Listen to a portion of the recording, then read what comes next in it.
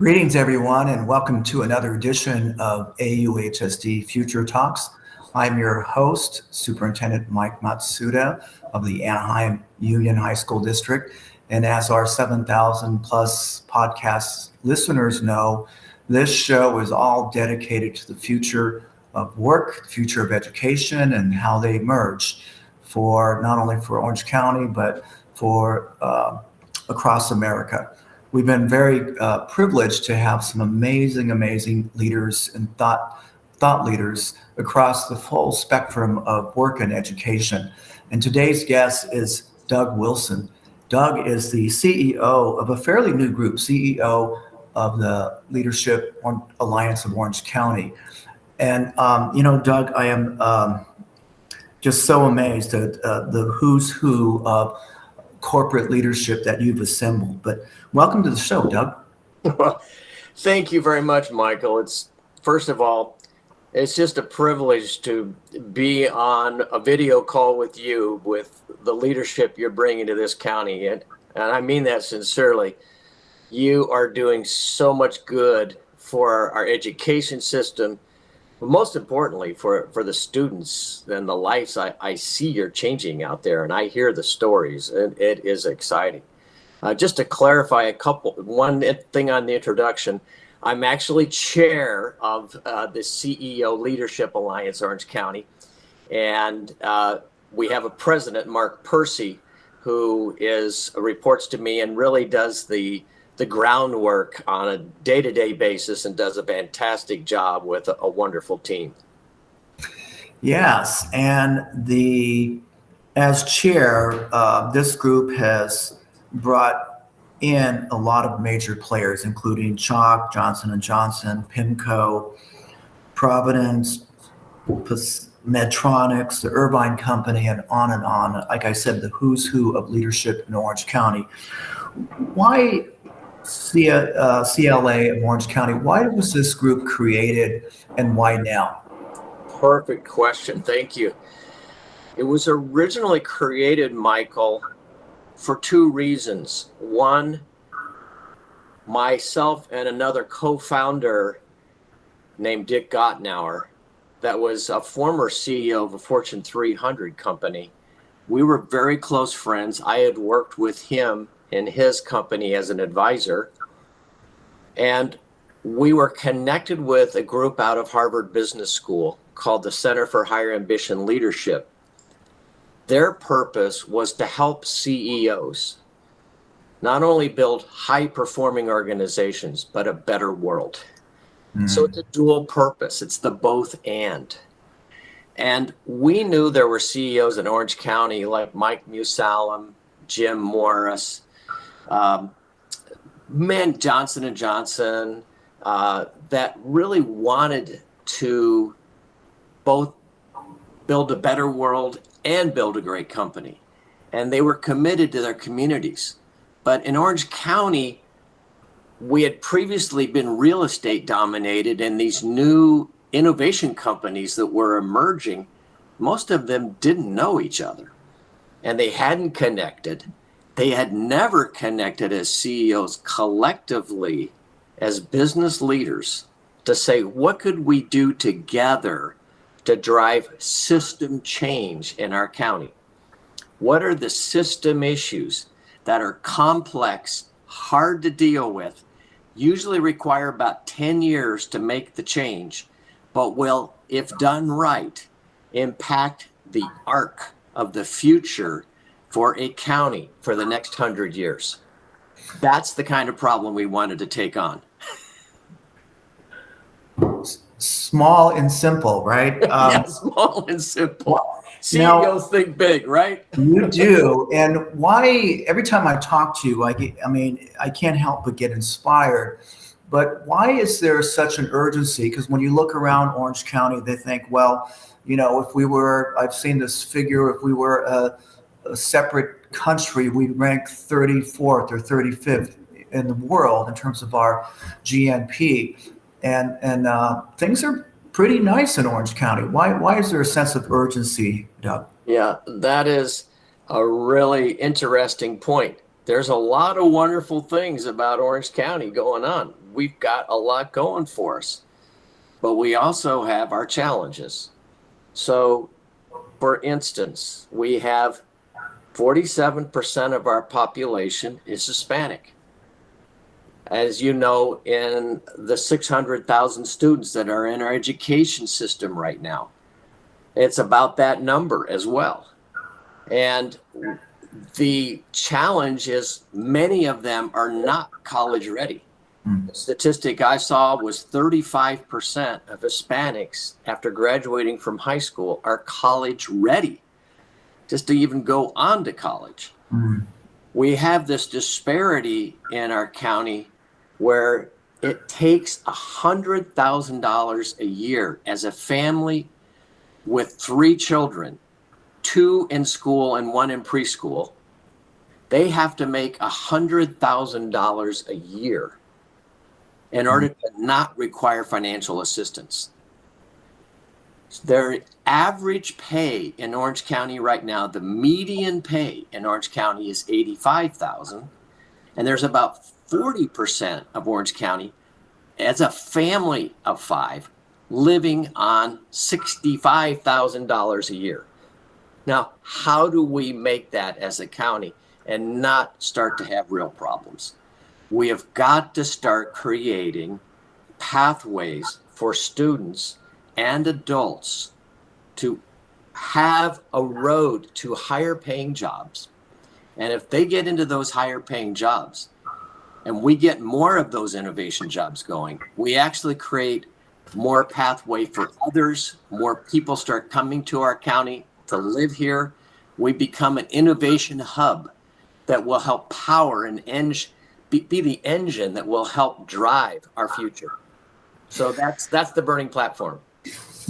And of course, you're speaking our language because we are a district of nearly 70% Latinx students, a lot of first generation, a lot of poverty in central Orange County, we like to call the donut hole of Orange County. Yeah, that's right.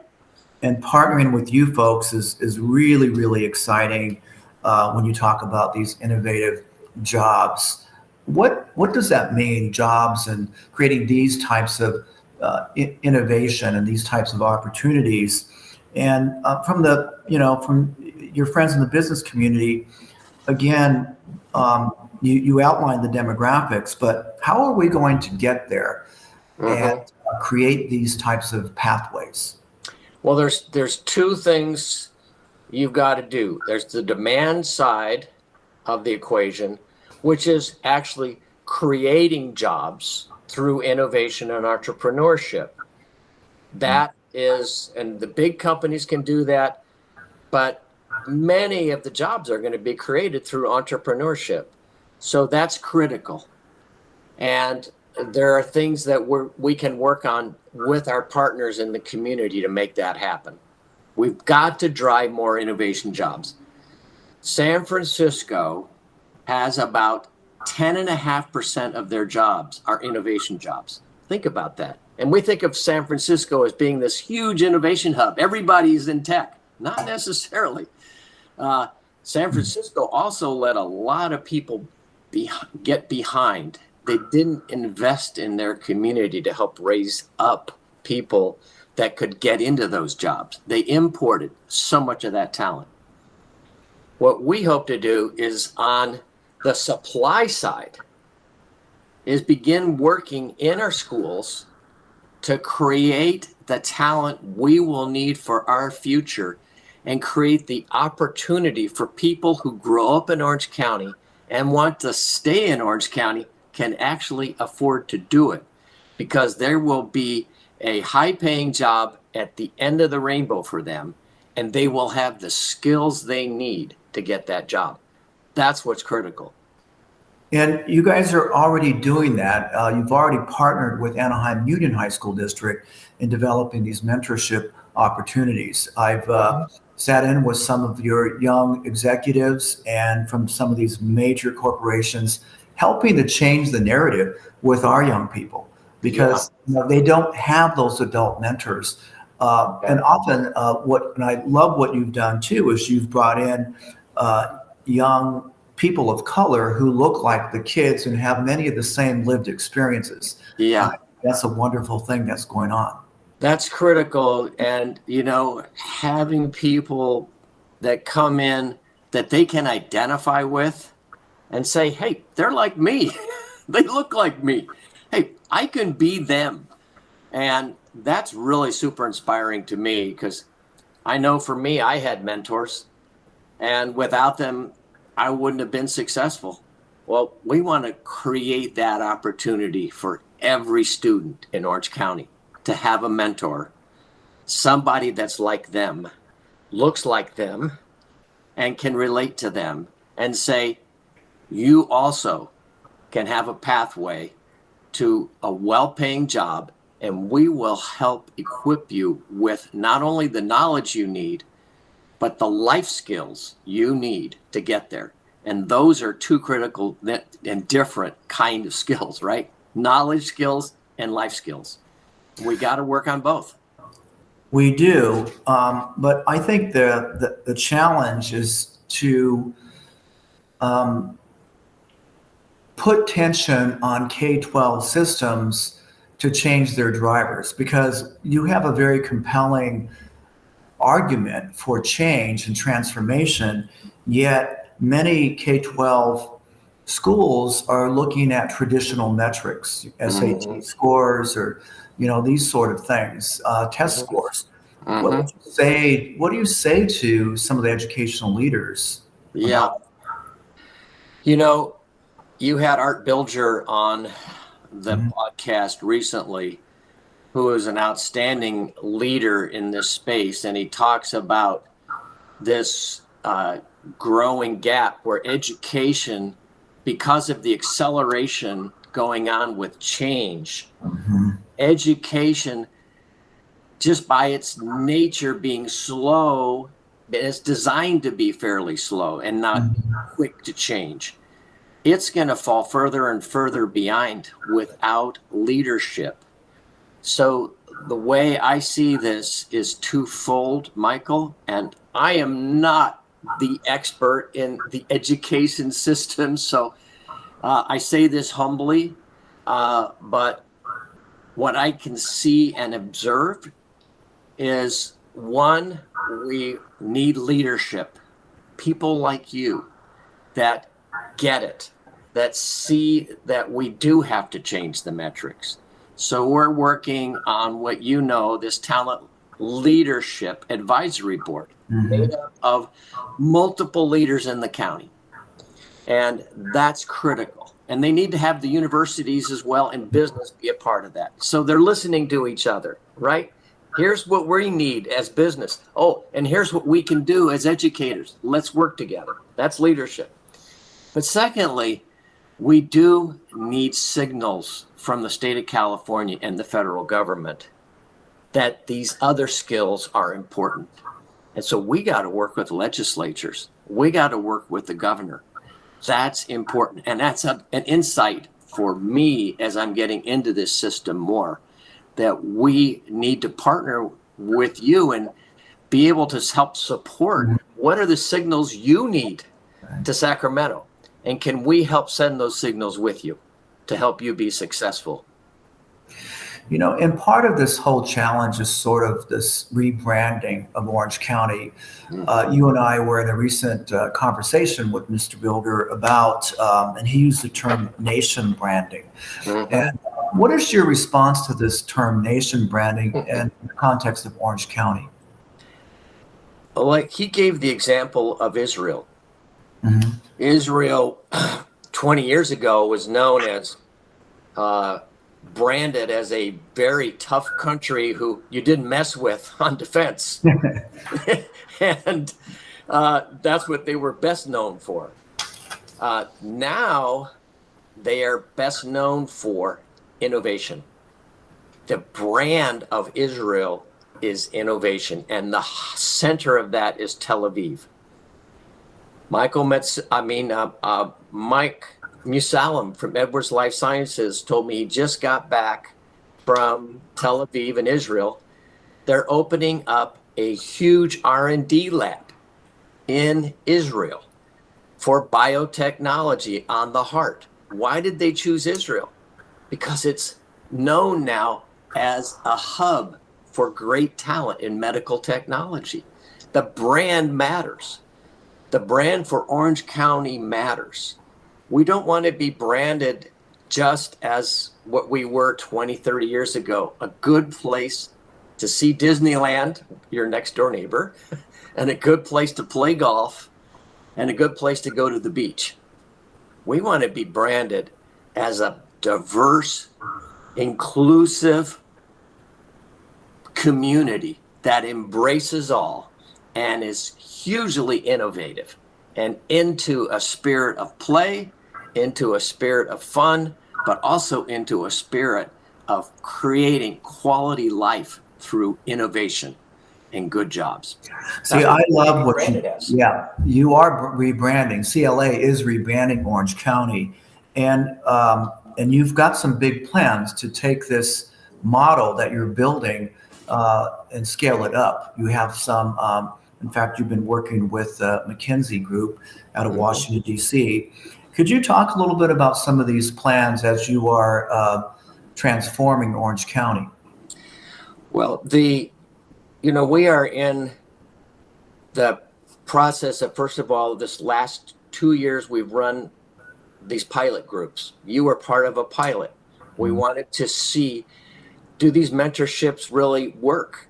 We actually partnered with UCI and did an external evaluation.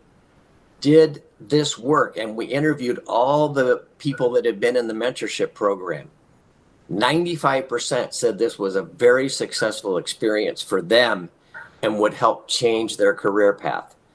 That validates we're on the right track. We're customer centric. And that student is a key customer for us. And our ultimate customer is the CEO and those companies that we want to feed talent to as well.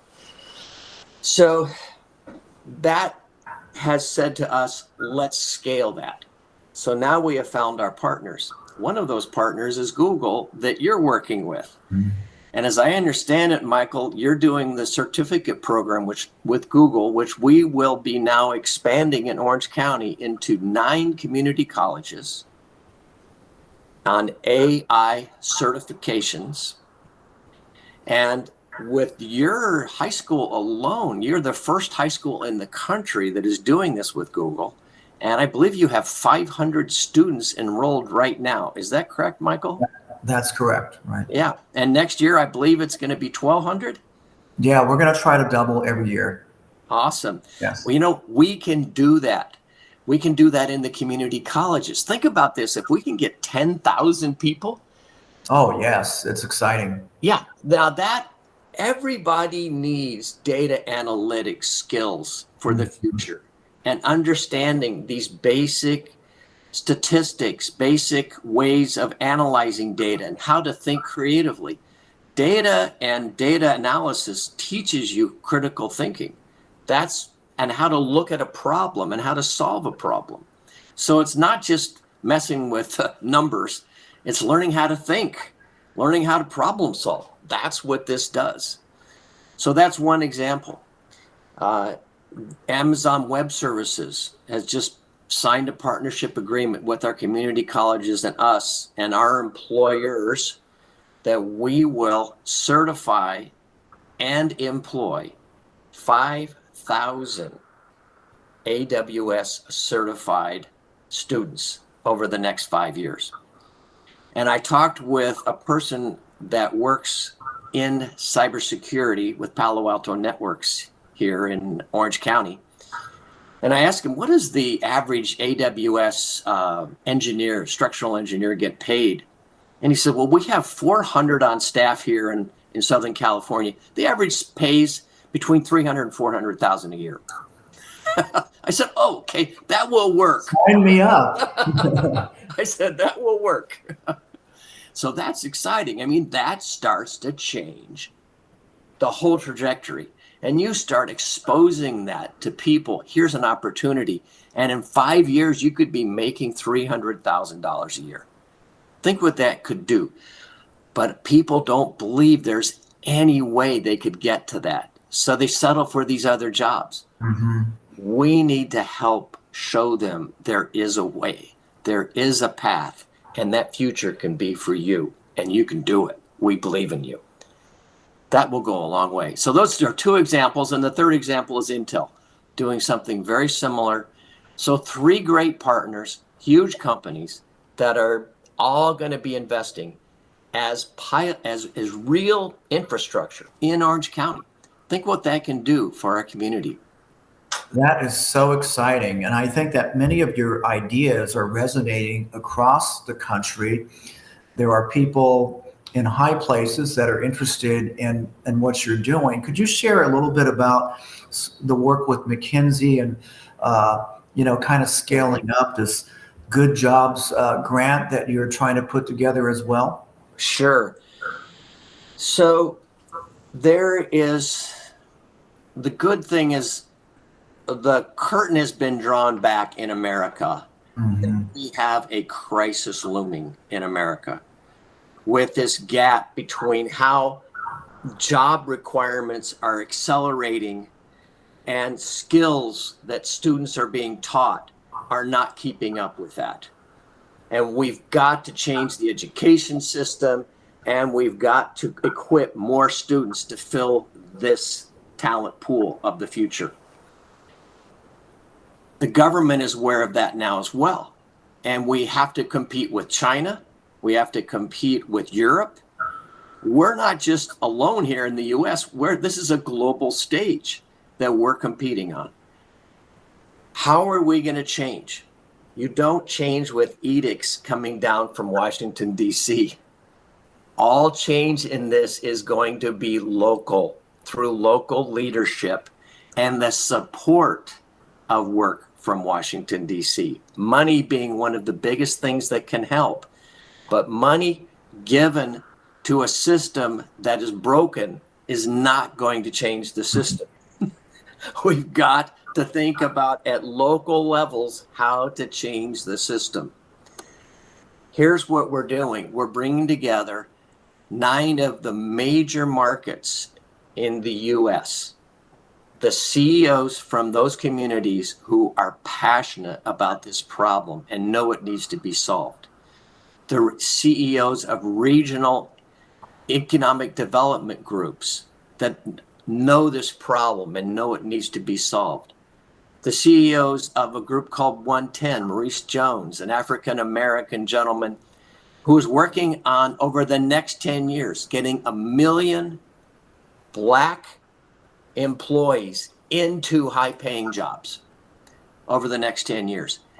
And it's a huge challenge. We're all going to come together along with foundations and a few big public companies like Google, and we will think and work together on how we could work with our federal government, work with large philanthropic organizations, work with large public companies like Microsoft, Google, et cetera, that are doing some good things. They just need help to scale.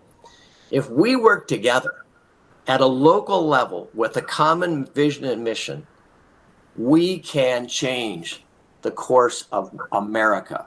And it requires that local leadership in partnership with bigger players that we can work with. That's our vision. McKinsey and the chair of McKinsey North America, Gary Pincus, is on board with us on this. We have John Hennessy, the chair of Alphabet. He's coming to them and will be a part. We've got Chicago, Houston, or of course Orange County, multiple cities, Philadelphia, all participating with us, Washington, D.C.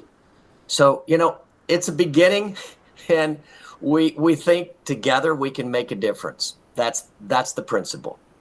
Come together, bring leaders together, and good things start to happen generally. That's key.